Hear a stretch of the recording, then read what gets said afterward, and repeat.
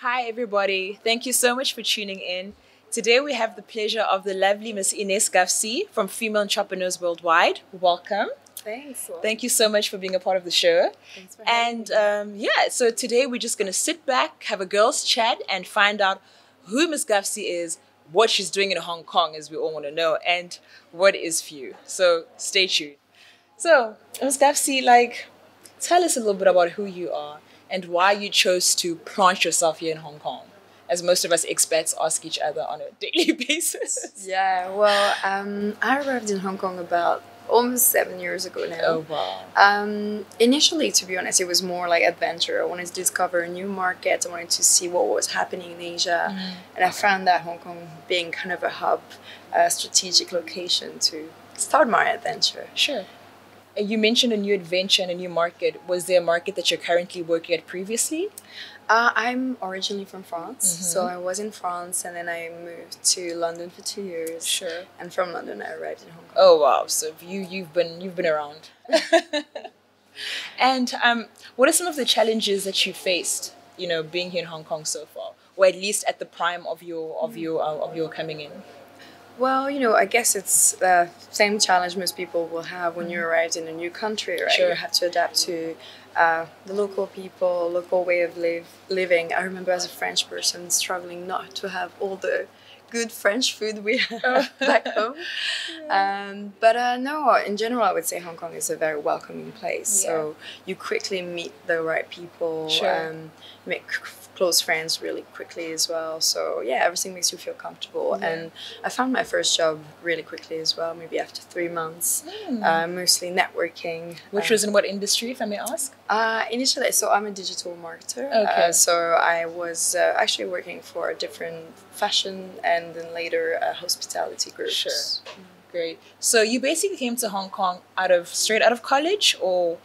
No, so I had around 2 years experience. Okay. Of work. Yeah. Okay. But still quite, new and fresh grad kind of profile. And considering how Hong Kong was back then, how has it changed to this point? Wow. Well, I think obviously entrepreneurship, Sure. is completely now Absolutely. something easier, I would say. Obviously e-commerce. So for me, when I first arrived, I was actually as a digital marketer working on building, online platforms for different brands. And I remember it was just e-commerce was just not a thing in Hong Kong. Sure. People were really not buying online. So it's just really interesting to see now. The shift. It's definitely evolving really quickly. Social media arrived as well. So changing dramatically the way you do business. I'm just thinking of Instagram. And obviously because today I work with a lot of different e-commerce platforms who are part of our network. It's really interesting to see that now it's much easier, I would say. Yeah.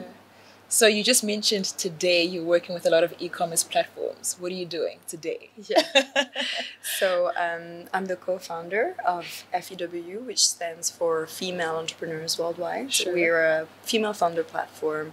We started about 3 years ago. My business partner, Anna Wong, she's from Hong Kong actually. Okay, that's and when cool. we met, we realized that in town there was no proper network for women who had the ambition to start a business, and we wanted to personally learn as well from them.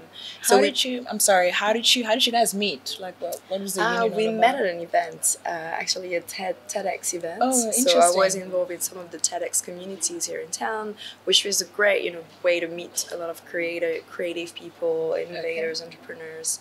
And Anna was one of the participants. So we literally just met and clicked and started FW really a few months after. And how has it evolved and expanded ever since the inception of the business? So it was quite a incredible adventure. So when we started, we obviously had no idea that it would become what it is today. Sure. So we first started with an event, putting together 4 successful women entrepreneurs on stage to share their experience.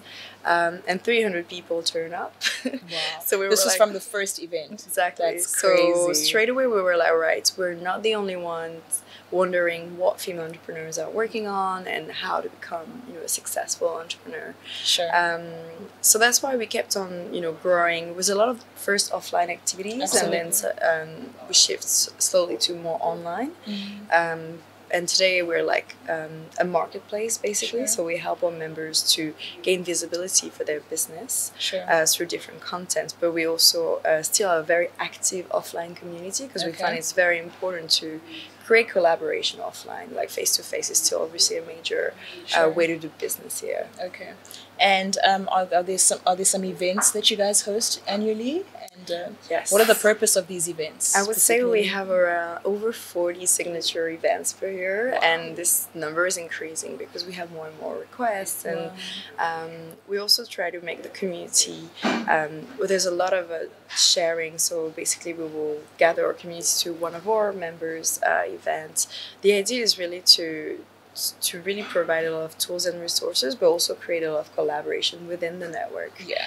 So the type of events we run goes from investor and media gatherings, because we know these are the top key connections our members need. But also we do speed mentoring session. We do a lot of workshop when we bring different experts to teach our members on different topics, ranging from marketing, legal, accounting, literally everything you need to become a successful entrepreneur. Cool. And I recently saw online, I sort of researched some of the events that you guys host. And for me personally, I don't know about some of our fans that do know a few, I sort of saw that you guys do cater, well, as you said, you cater to a lot of women, female entrepreneurs and professionals around the world. But I didn't also get the opportunity to see a lot of men. And I'm wondering if this are these events that just appeal specifically to women, or can men also come and be a part of it? How are you a go-getter for them? Yeah, right? Well, I want to say we have nothing against men. Men are good way to start. They're always welcome to our events, and I think men are very important. We like men. Men are very important in the conversation. So we actually have a lot of male supporters, in a way, a lot of mentors who are part of the network. Are successful businessmen that would reach out to us and say, "Hey, I'm really happy to, share my knowledge or help any of your members." A lot of investors. I mean, some industries are kind of male dominated, but it's not a problem. It's more men are very welcome, to join us in encouraging more women to be successful in those different industries. I'm thinking obviously finance, or technology, or. And for us, actually, a lot of men are involved. I would say we have around 10 to 20% of our members who are men. Oh, that's great. That's good to know. And I know our name is Female Entrepreneurs. We simply just wanted to support more women, because we know this is a group that needed more support. But obviously, we're completely not closing our doors to any men. Okay, cool. That's good to know. So they're not closing doors to men, guys. So be free to join. And still, on the topic of men and women, do you then sometimes get a bit of backlash from other corporates or people that feel that you're just solely a woman, sort of like a female sort of community? No, not really, actually. I think people really understand, it's nothing about men and women. I mean, I know that gender is part of our name, but it's really more, for us, it was just more a way to attract also the right audience. But we never really receive any complaint on that side. I think it's very clear from the way we design our program. Maybe you haven't seen, but there is always some men involved. Yes, I have. I've seen a few men guest speakers. Yeah. So for us, and we have, as I say, some of our members who are men run businesses who are catering sort of women needs. So we will obviously never say no to them, and they're very very welcome. That's so cool. So what are some of the future plans that you have in store for Few? If you don't mind sharing. Yeah, no, sure. So it's very exciting. I think we've learned throughout the year, we get a lot of feedback from our members. It's really important for us to design programs that are really what they need. And we realize they want longer workshops. They want more in-depth learning on the different topics like marketing, legal, accounting, etc. So next year we're actually increasing the number of workshops we'll be doing. Really properly launching almost like an FW academy. That's cool. That's cool. And that's cool. So, and this is obviously something we'll be expanding in the Greater China region, but also later on to other part of Asia. So we And is this in the near future or so expansion as from like next year? yeah, it's really in the near That's future. crazy. So we have already a lot of great mentors coming from different part of the world who are And do teaching, these mentors, or they conduct the who are workshops? teaching in the workshops. So for us, we realized there's a lot of people coming from abroad coming to Hong Kong, but I think it's also time for us to expand, in the region. No, of course. And is there a specific place? Can you say exactly which city you're gonna? So, we know. Well, I know that Few has at least well over 10,000 members, and you've spoken about meeting Anna at a TEDx event, and that's how everything started. So, what was the process after meeting her? Like, how did you guys grow from there to creating what is Few now? Yeah, well, I think it was quite organic at first. I would say, obviously, both our background is PR and marketing. Sure. So we use a lot of, I guess, PR tricks. So we had a lot of media coverage because back then, three years ago, we were actually kind of the only one in town starting that conversation about women and entrepreneurship. How were you guys doing that? So communicating, obviously, through different online platforms, but also reaching out to different like-minded communities. Obviously, working with influencers is a big thing, so you leverage on different people's database to drive more traffic. Sure. So usually we always start by finding someone very successful, someone that will be sort of the catalyst of an event. And that's usually, and then we have loads of different channel partners that help us to reach to the larger community. Yeah.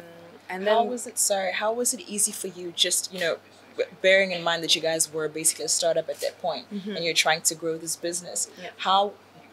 What was it like for you sort of reaching out to these big, influencers and major players? So you touched a good point on their credibility, right? Sure. So I think building credibility usually it works if you can have obviously big names. Absolutely. So we really quickly started working, with KPMG, Google, Silicon Valley banks. There's actually a lot of corporates that were very supportive and understood our vision and what we were trying to do.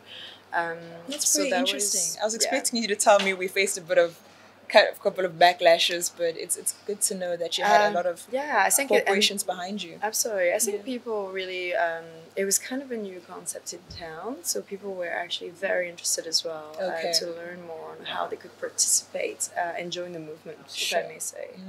That is so cool. And so that was what it took for you to become what it is right now. Absolutely. And hard work. Sure. So during the first couple of few years, how did the membership grow? So what were the numbers then to what it is now? So really, I think it's there were obviously key moments in per year where we have our annual conference, the Female Entrepreneur Day, which is usually a way for us to reach a new market, to attract new members at a more larger scale. We also have a lot of referral from our existing member base. I think it's first what more important is to deliver a good service to all our members, making sure we can help them so they become the advocates for the platform. And how do you go about helping some of your members? So what we offer now is mostly, we realized a few years that most of our members were struggling in gaining visibility for their business and getting new business really. So and this is what new sales. So that's why our platform is becoming a marketplace for all the products, but also for services. We find involving our members in the program, the workshop program, is a great way for them to shine, obviously, to show their expertise. And the feedback is really, really good. So all our members are very happy at finding new leads through the platform. And collaborations are happening in a way that even themselves are surprised, because we care about making sure everyone has a voice in every single event we're doing. So passing the mic, so getting women to really share what challenge they're facing, what contribution they can have within the community. And in that way, we see, a woman reaching out to another one, and they keep on collaborating. It becomes a chain reaction. Exactly. So it's really fascinating, and even the content we pull out together is much more focusing on their personal story and their. Even I was with one of our members earlier, and she was saying wow, I screenshot one thing and one of your members was saying in her interview because it's exactly what I face. So women we're much more talking on like the up and downs of entrepreneurship, and also the upliftment of women, right? In the workspace. All our members will always mention something. I would say that is really kind of a woman related. So like the pressure on getting married for maybe some of our younger members, but also how to deal, with family, and how to stay motivated. Because obviously, I think the financial security, the up and downs of entrepreneurship makes things even harder for women who are usually, very caring and wants to make sure everything goes well. And so we noticed there's about voicing things out and how our members can learn from other members is a really great way for them to survive. That's interesting. You touched a very interesting point. We will go back to that with family and balancing and all of that. But right now, I think just to focus a little bit more on Few. So you've given us insight about how you guys started and how you guys worked your way to becoming what you guys are now. Is there any room for growth and expansion looking forward? Yeah, absolutely. So we're looking, really at having the academy in different part of the world. So really growing.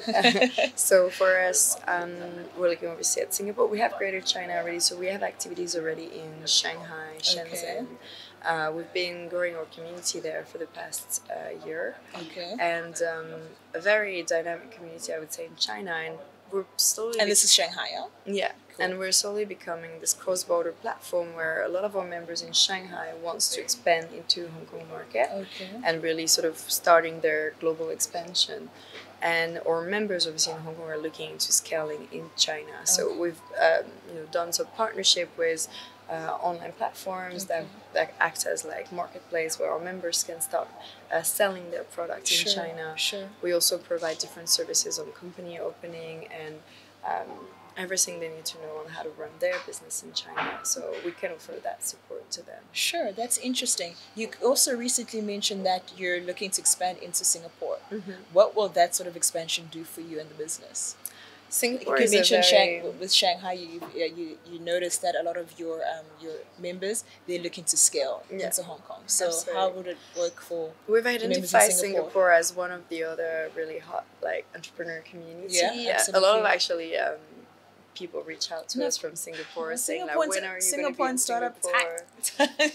Exactly. It's really hard. So it's I think Singapore market as well, like the government's being a bit more supportive. It's kind of like flourishing, really a lot of entrepreneurs and interesting businesses and quite a similar market, right, than like Hong Kong. So that's why we think it's a place where we'll be next. And starting this next year, we're planning our annual conference, the Female Entrepreneur Day. Which will happen when exactly? Around what time of the year? This is still in planning, but I would say around September, maybe next year. Sure. And will it be here in Hong Kong or... Because I know this year is in Shenzhen. So congratulations on that. It looks beautiful. Where do you think it will be next year? So we always use that conference as a way for us to open sort of the community in a different city. So the first year was in Hong Kong. We did it in Shanghai, Shenzhen, as you mentioned. So next one is in Singapore. Oh, how exciting. It is. I'll wait for my invitation, girl. You will receive it. So... Say I wanted to start my own thing. So I wanted to be a female entrepreneur.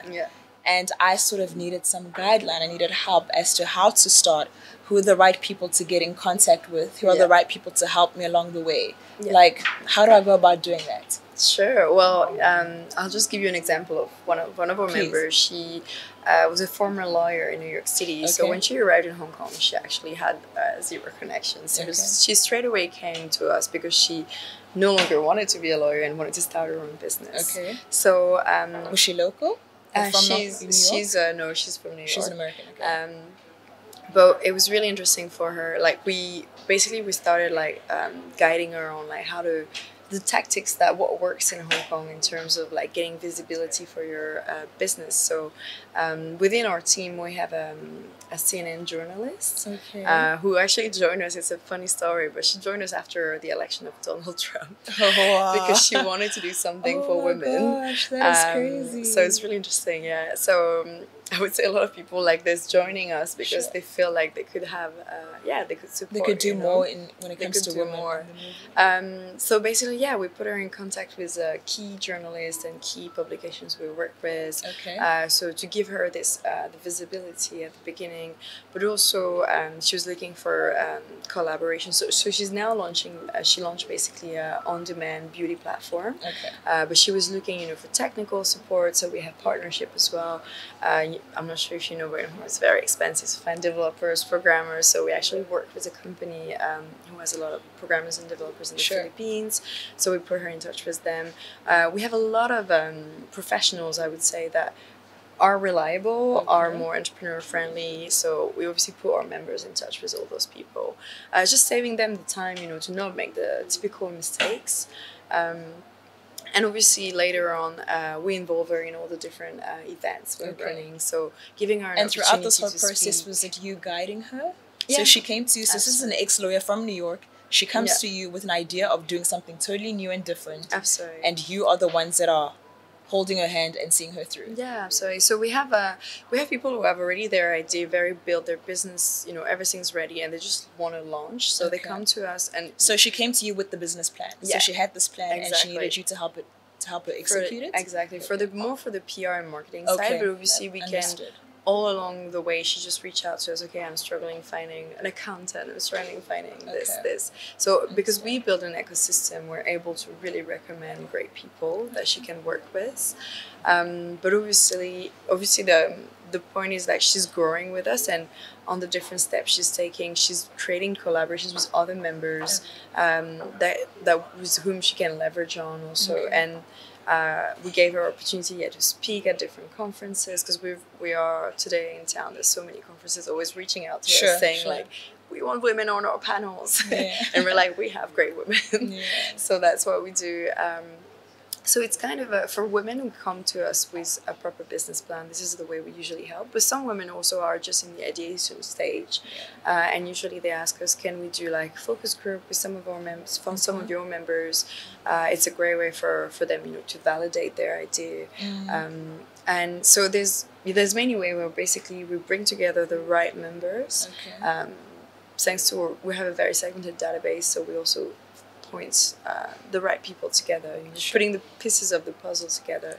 And who are some of these right people, or these ideal people that that play a huge role in actually trying to help these women expand? So we have a lot of mentors. So I will just name a few because it's difficult to pick. But for example, Angela, who's an advisor for Li Ka-shing. She's been very supportive, speaking at a lot of our conference. But also, we're creating, especially this year, we're launching more like mentors dinners, because obviously all those mentors are very busy. But we still want to find a time where they can actually meet some of our members who need them more support. We also have, a lot of investors among our networks who are sometimes, more institutional, but also sometimes angel investors who sometimes want to remain private, so I might not share their names here. No worries. But basically, we try to focus on growing this key database of maybe media investors and so these events you would host are just for mentors alone, or is it also with some of your members? To help bring them together. Exactly. So we make the curation based on, we do a lot of face-to-face meetings with our members to determine what are their needs, and when they're looking to raise capital, we also put them in touch with. We have actually among our team like a former accountant. She's been an accountant for over 20 years, working for KPMG. Oh, that's great. And she's actually sit down with a lot of our members, preparing them with all their financial projections, really preparing them to sit in front of an investor and actually have the plan ready. So once our members meet with her, we usually create those intimate dinners where our members can meet with different investors. And how do you become... So in order for me to seek guidance and advice from you, I would have to be a member, correct? I mean, to be honest, we're always very welcoming and happy to share. A lot of people not necessarily feel that they want to be a member because you know, they feel that maybe they can continue on their own Sure. for a while, and usually they come back later Okay. and they're like, okay, I understand more your platforms, and Sure. now I'm ready to become a member. But for us, it's more like spending extra time with some of our premium members, with whom we can, you know, really help on their journey. Sure. But everyone, you know, our basic membership is free, and everyone is always welcome Yeah. to the different programs and events we run. And how do you become a premium member? Just in case I Yeah. wanted to. Just in case I felt like, you know, Yeah. spending more than I would usually. Yeah, so people simply need to sign up on our website if they want to meet us first to discuss on how we can help them with their business goals. Okay. So it's an end-to-end sort of. Yeah, That's cool. absolutely. And so, still on me, if I said, I know you, I'm not a member, and I still reach out, I'm like, listen, you know, I have this idea, but I'm not quite sure I want to be a member just yet. Would you still give me the same amount of time and, you know, for myself as you would your other members? We're always very open to Because you different did mention that, you know, some of the collaborations. people that reach out to you are not members. So I'm just trying to figure out, like, where do you sort of like draw the line if some of your members need you more, Yeah, as no, opposed to absolutely. somebody that's just trying to Absolutely. get information So the out of you. service we offer primarily is through content, so getting visibility to our members. So a premium member is the one that will be featured as an interview on our website. Okay. We will share their content. They will be part of the marketplace online, rather than basic member who don't have access to this. But in terms of like meeting our team and exchanging resources, and if we can, you know, help with an advice, we'll always be obviously doing it. Okay, cool. What is it like to work in a team of women? We actually have Be men. honest. We have men And a in our few team. men, but the majority are women. It's great. I mean, I've personally always been in quite female because of marketing, right, and communication. So quite a lot of female environment, and I personally don't see any problem. I think women are very collaborative. I think it's probably more. I mean, I guess really the scale of the company always matter, and of course, I know where you mean. Like sometimes you could take that, you know. There's friction at times. Exactly, but I don't know. We haven't experienced this, so That's cool. for me, it hasn't been a problem at all. That's super cool. Are you in a relationship? I am. How do you find time to balance the relationship and your company? I mean, I think this is an important question to put because Yeah. as women, you know, it's what we tend to sort of, you know, ask other women, you know, that are working. So how do you balance it? Yeah, I think, you know, obviously being an entrepreneur, I feel you have somehow flexibility in the sense that you run your own schedule, right? Obviously, being an entrepreneur doesn't mean you have more time. True, true. But it's more. He's actually also an entrepreneur, so it's more like reserving, you know, a few hours in a day where it's about you or your relationship or more personal life. It's quite important to still, you know, I mean, I always spend at least 1 hour doing physical exercise or. You know, it's all about you trying to force yourself to make that time. Sure. And yeah, I think everybody's different, you know, everyone Absolutely. is finding a way to balance everything. But the flexibility we have is that we can, work very early, maybe very late, and because you're passionate, you don't really count your hours. Sure.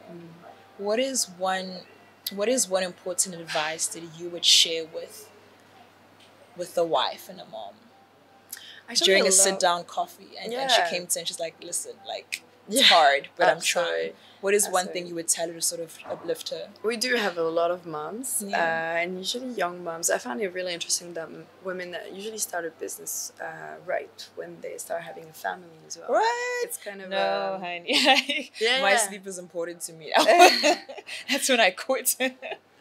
And I mean, I'm always very impressed. I don't have kids, so I'm always very impressed to see, you know, that they're able to have like three kids and find a business. it very impressive. Yeah. But you know, I think Hong Kong is an amazing place in the sense that you have a lot of help. So it's actually Hong Kong is probably a very special place for that. It's actually slightly easier for moms to become entrepreneurs. Yeah. And yeah, it's not impossible. I think it's like everything, you just you find a way to delegate as well. Like I think a lot of people think when they start something they want to do everything themselves. Absolutely. But I observe a lot of women who are able to delegate and building their own team. Yeah. Usually That's also important. can balance both. Sure. And what is a message that you hold that helps you, that gives you motivation, that you would want to share with our viewers? Right. What motivates So any me? words of wisdom or, you know... I feel, what motivates me is just hearing from our members and like telling us like how they find it's amazing what we're doing, and like they really it's more like hearing from others that gives me that energy to continue, and I know that I'm on the right path. That's great. So yeah, I would say that's my motivation. Thank you so much for joining us, ladies and gentlemen. We have officially come to the end of our show. Thank you once again, Ines, for being a part of our show. Thanks. If you guys want to know more about Few and what they do, please log on to their website. few.community. Yeah, there you have it. Once again, I'm your host, Gloria Moputu. Thank you so much for tuning in. Peace out. Bye.